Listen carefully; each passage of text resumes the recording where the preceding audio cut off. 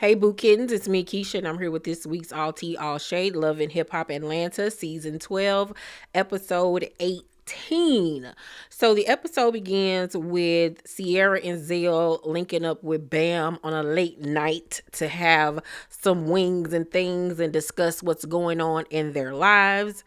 And Sierra tells them about her wedding and how who was there and that it was really intimate and how she's going to have the big wedding later and everybody's so excited and happy for her. And Sierra is tatted up. Jeez Louise. Like, I know she like tattoos, but my God, are you becoming a biker chick? Are you a Hell's Angel? And in the midst of them talking, Scrappy calls the Bam, and Zell and Sierra are like, "Why is your baby daddy calling you this late at night?" And Bam just a skinning and a grinning or whatever, and she tells him she'll call him back later on, and she tells them that, well, she first says in her confessional that Scrappy has apologized profusely about their argument they had in London. And she says that he been trying to get back with her, sending her flowers and trying to spend family time and stuff together. And this just once again goes to show you that Scrappy is full of shit, okay? Because it was just maybe 2 months ago I did a video on how he was talking about Bam was emotionally A-wording him while they were married. And once again, she never supported him. She never believed in him. And did he say he hate her or he don't like her? It was something to that effect. And it's just like, child, he go back and forth with all of them. All of them. And new baby mama, you gonna be next. Please believe when you do something he don't like, you gonna be public enemy number one, and he gonna get everybody in his life to dog you out and to rally against you until he wanna spin the block again. Like, girl, I wouldn't even been giving him that much because y'all should know better at this point. Bam included. Like, ain't no calling me late at night. Ain't no sending me flowers. That ain't this no more. And in her confessional, she talking about she ain't none of Erica. She ain't spinning the block with him, this, that, and the third. But it looked like it to me. Because as soon as you saw his name on your screen, laughing and all that, you like the attention. You like it. Okay, it validates you and it makes you feel good knowing that he still wants you. You know what I'm saying? But when you really over somebody, we not even doing none of that. We ain't playing them type of games. All of y'all are stupid when it comes to this man. Every single one of y'all are dumb. Okay, so they talked to Zell about his situation with this baby and everything, and Zell says that he hasn't seen his baby mama Bri in a second or whatever. And he says that it's been really hard on her because Saucy was stalking her page and trying to find out information on her and DMing her. And then when it became public that she was pregnant, you had viewers and stuff DMing her, being mean and saying, you better go get checked because you might have AIDS. And I was like, people are disgusting. People are so disgusting. Like, how could you fix yourself to even say something like that to somebody? Like, do you know when you put that type of energy out there in the world that you're only literally signing your own certificate for it to come right back on you? Like, y'all better stop playing with folks. And then y'all wonder why y'all lives are messed up and miserable because you don't think trolling or saying mean stuff on the internet is really a big deal. Y'all gonna learn. So, Ashley is back. Really could have gone on without her, to be honest with you, because she just infuriates me. Like, her and Kendra need to be best friends. I'm surprised they not long lost sisters because they're both so idiotic and dumb when it comes to their husbands. But anywho, she says in her confessional that it came out that the little boy that was supposed to be Zane's son by his baby mama was not his. And I'm like, why are we just not learning this? Zane done had his little Polly Pocket looking self on this screen for weeks and never brought that up to say, hey guys, we got a paternity and that's not my child. But even with that not being his child, didn't he play a part in his life this whole time? Like, will it just be a thing where you're not my son now, sayonara? Like, how does that work? I need more context. But that was crazy that she was the one to have to bring it up. So then Amy pops up on her, and I was so confused. I was like, why is Ashley behind the bar? Is she a bartender? I thought she was a businesswoman. Is that their restaurant or something? Am I confused? What's going on? But anywho, they go outside and they talk, and Amy tells her how in London Zane was being really flirtatious with, Spice's friend and then this groupie or whatever, and shows her video of Scrappy on live saying, how Zane was holding hands with another woman and being real touchy-feely. Hold up, y'all. My battery got low. Okay. And she just sitting there laughing and stuff. Let me see. And I'm like, what's funny? She says in her confessional that she was pissed and she was just trying to, like, I guess, save face and not blow up, but she's gonna confront Zane. And I'm like, ain't you tired of confronting this man? How you letting somebody that's 4'11" play in your face, ma'am? Like, the man need a booster seat when y'all go to dinner. Like, absolutely not. Okay? Girl, goodbye. Please lose yourself. So then the Bam and Scrappy with their beautiful children. One thing that they did right is have some pretty kids. Those kids are gorgeous. And when I saw them all sitting together on the bench, they really did make a beautiful family. It's honestly sad to see that it is no more, but beautiful family. So they sit down and they talk about this new baby on the way, and Scrappy was like, he really don't know much about old girl. It was a little one night thing. He said that it wasn't a threesome. He said that he hit the one girl first, and then when she left, 20 minutes later, he hit his baby mama, Shakira. And, he says that, it was a wild night. He made a mistake. He was being careless. But, now he got to deal with the repercussions of his actions. And the Bam tells him, you're going to have to tell the kids. And he looking like, why? Like, huh? And she was like, yeah, like, you're going to have to tell them that they have a new sibling. And this dumb fool looking like they too little to know. Like, they won't understand. I'm like, Braylon, whatever that first child, ain't he like 6, 7 at this point?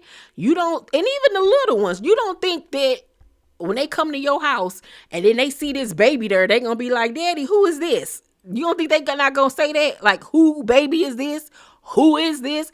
Yes, you have to explain that, you big doof. I don't even know what a doof is. He that made me mad. You doofus. Like, what is wrong with him? Like, he do not need to be having kids. Never does he need to be having kids when he's still this stupid. Oh my God. Like, I hate him so much. So then Zell links up with Bri in the middle of the night. And she seems exhausted, drained, upset. And he says, it feels like I ain't seen you in a minute. It's been like a week. And she was like, it's been longer than that. And he was like, it has? Like, he was shocked by what she said. And he was coming across to me like he was super nervous, like he might have had some drinks beforehand. Now that I'm thinking back on it, it was giving guilty. And so Bri says that he should have checked Santana when Santana kept like coming for her online.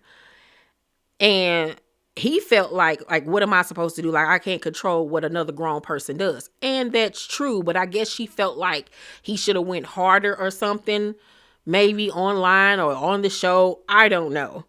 And she also says that everybody says that he running in behind him and it's embarrassing. And she says that she's not going to compete against nobody, especially a man with a beard and a booty. And so he was like, we could go anywhere. Like, all I care about is you and my baby. Like, I really want my family and all of this stuff. And based off what she was saying, it seemed like he was selling her a dream about how they was going to be together. Like, he don't want Saucy or nothing. And I'm like, what is going on here? Like, literally, what is going on here? Because it was already talked about earlier when he was with the Bam and Sierra, how him and Saucy still going back and forth, back and forth, back and forth. Zell, you are playing a dangerous game here. Like, you can't be leading people on. You know what I'm saying? You got emotions and feelings and stuff, and then you got a child involved. You can't be playing with people like that. You know what I'm saying? And so while he's pleading his case to her, she lets him know that there is no more baby and that she lost it. And he's like, what? He was like, why didn't you tell me? Why am I just not finding out? And she says, if you would have been there, you would have known. And he is really upset because she did not tell him. And he goes on to tell her that he feels played about the whole situation. And he leaves upset and calls Saucy crying. And he tells Saucy what happened and basically was like, you played a part in her losing the baby. And Saucy was like, you're not going to put this on me. You're not going to do that, sir. Like, I am not to blame for her losing that baby. Now, as far as the girl losing the baby and not telling him, I do think that that was very, very wrong of her. But then at the same time, if he was not there for her like he was supposed to be, which it seems like he wasn't, considering the fact that she said that it had been longer than a week since they spoke, then I'm not going to be pounding down your door neither to tell you what's going on, because if you were present, if you were being supportive, then you would have known. So if that was the case, which it seems like it was, then she wasn't in the wrong, because it does seem like he wasn't stepping up to do what he said that he was going to do. It does seem like he was too busy trying to fix things or figure things out with Saucy, and then at the same time selling her a dream and telling her that he want his family. But in all actuality, he didn't want to be with her. He just wanted the baby. And that's not okay. You can't be doing people like that. It's really not okay. And then the way he left it, he just left her. So it's just like, was she wrong for the way that she told you? Like, you just left her sitting there. Like, wow. You didn't ask her if she's okay or anything, crazy. So then we go to Momma Dee, child. Momma Dee then invited Scrappy third baby mama, Shakira, to come stay with her for a few days so they can get to know one another. And one thing that I'll say about Shakira, I like her sense of humor. She's very funny. She doesn't seem to take things too serious. But one thing I did like about her is that she let Momma Dee know, I'm grown. This is my baby. I'm the mama. You his mama. We not about to play them games that you played with Erica and the Bam. I like that she got her together real quick, and she let Momma Dee know, like, I got my own business, I got my own car, I got, like, girl, like, we not about to do that. I'm college educated and all of that. Like, I like that she put her foot down, but it's very obvious that she's going to be a part of this show moving forward. Yeah, she's going to be a part of this show. I'm already seeing it. Let me say this. Momma Dee looks so good. Do y'all remember how bad Momma Dee used to look? Like season 1, the hair, the outfits, the makeup. Momma Dee has come a long way. She looks so good. Like, I was just looking at her in her confessional, and even in that scene with Shakira, like, her hair was on point, makeup was on point, outfit. I said, come on, Momma Dee. She finally got it together after 11 seasons. Or is it 12? 12 seasons. Like, come on, Momma Dee. But after that, we go to Zane and Ashley's house, and he downstairs, and they unfinished basement doing beats, and she come down there and let him know that since he's been down there, he might as well stay there because he gonna be sleeping on the couch because she found out via Amy that he was doing too much while he was in London. And he, of course, denies this and says, you gonna believe somebody over your own husband and all of this stuff. And she was like, dude, look at this video. She shows him video proof. And she was like, I'm gonna believe the video, okay? I'm gonna believe what I saw with my own two eyes. And so this little Mighty Mouse looking ass nigga had the nerve to say to this woman, do you want to be single like Amy?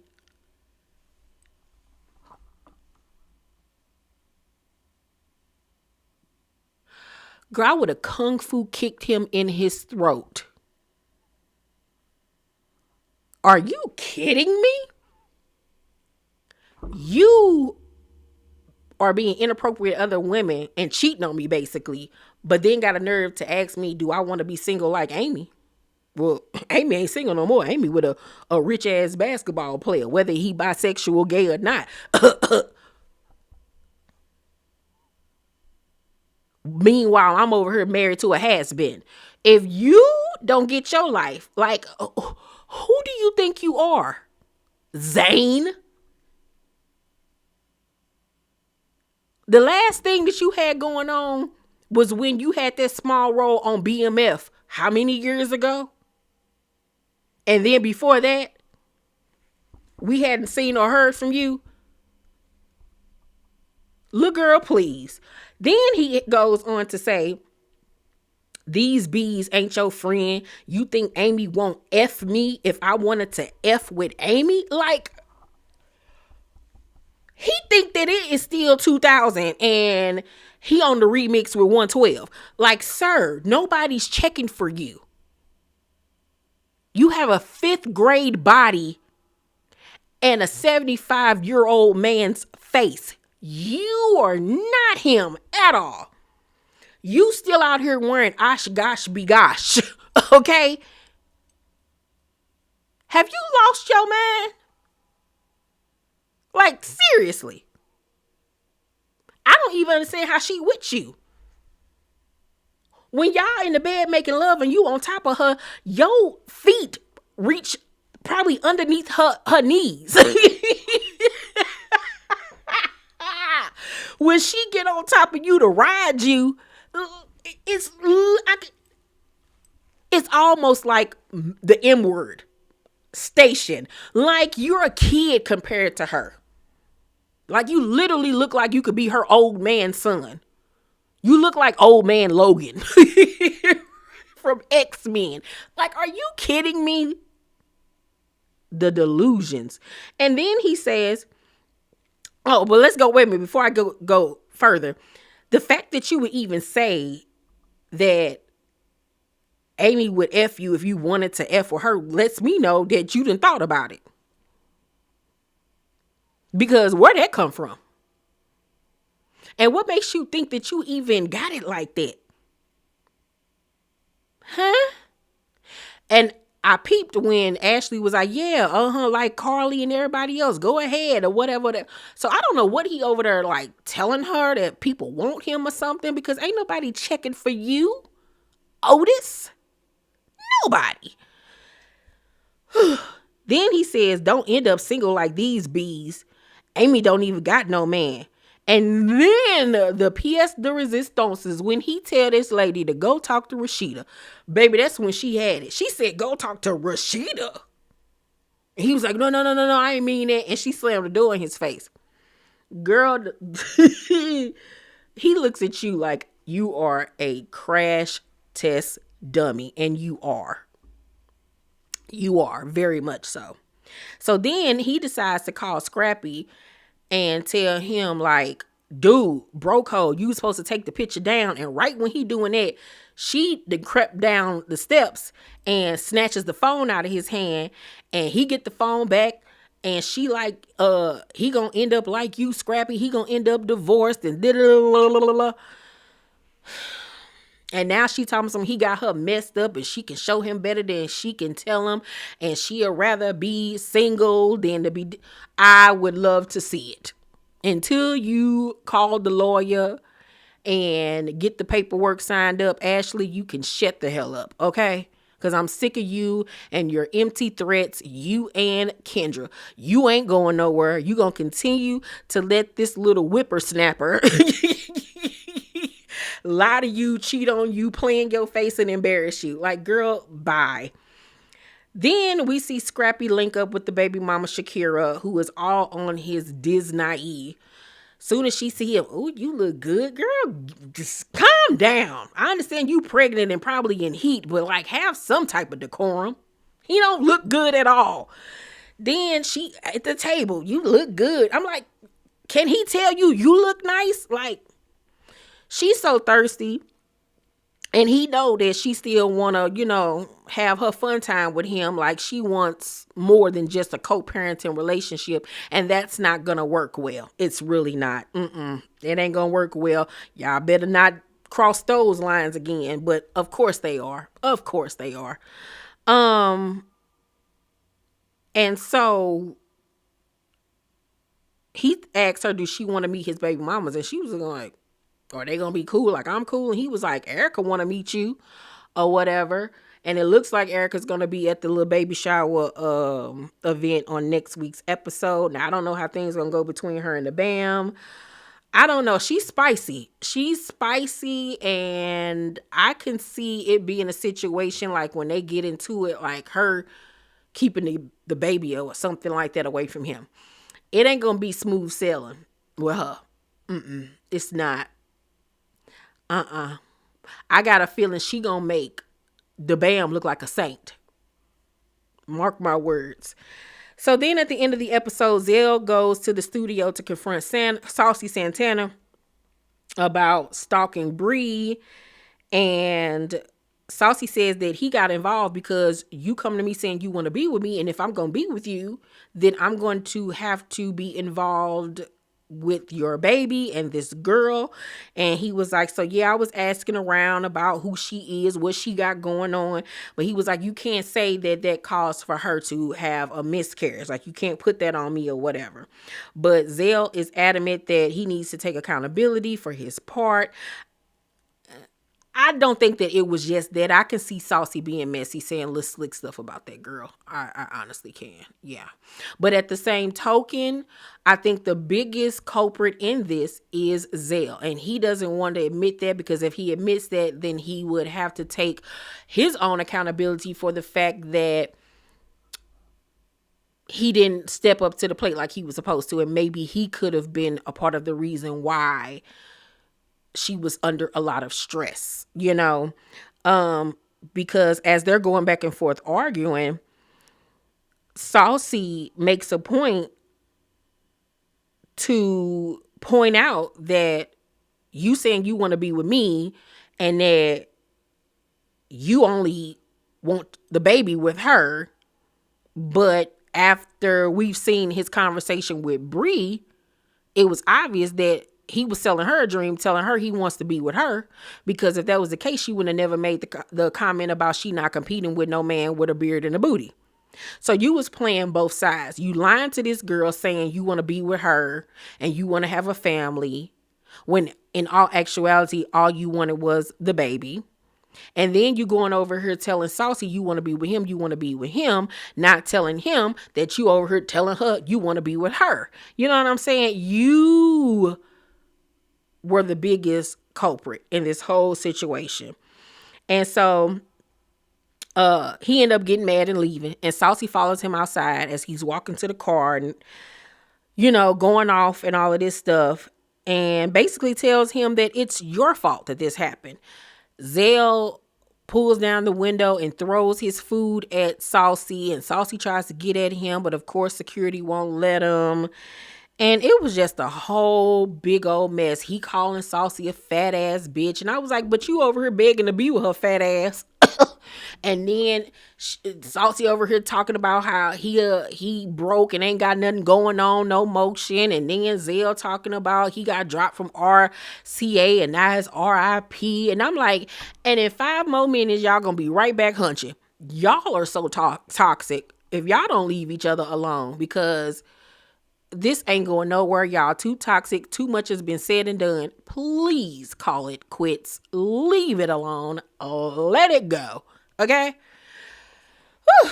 This is a good episode, though, of Atlanta. I'm going to give this week's episode a B+. It was a good episode. It was entertaining. But y'all let me know what y'all thought about it. Please make sure to thumbs up this video, subscribe to my channel, and turn on your post notifications so you know my videos drop. I love you guys, and I'll see you on the next one. Bye.